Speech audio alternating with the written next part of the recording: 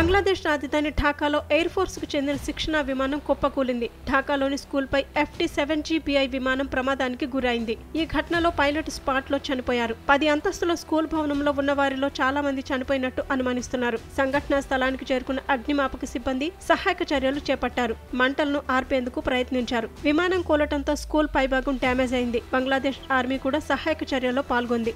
Bangladesh air force కు చెందిన శిక్షణా విమానం ఢాకాలోని ఉత్తర ప్రాంతంలో కుప్పకూలింది. ఈ ప్రమాదంలో ఒకరు మరణించగా 4 తీవ్రంగా గాయపడ్డారు. సమాచారం అందుకున్న ఉన్నతాధికారులు వెంటనే ఘటనా స్థలానికి చేరుకుని సహాయక చర్యలు చేపట్టారు. అందులో భాగంగా క్షతగాత్రులను సమీపంలోని ఆసుపత్రికి తరలించారు. మృతదేహాన్ని పోస్టుమార్టం నిమిత్తం ప్రభుత్వ ఆసుపత్రికి తరలించారు. ఈ శిక్షణా విమానం మైల్ స్టోన్ పాఠశాల కళాశాల భవనంపై కూలిపోయింది. ఈ ప్రమాదం జరిగిన సమయంలో ఆ కళాశాల ప్రాంగణంలో విద్యార్థులు ఉన్నారు.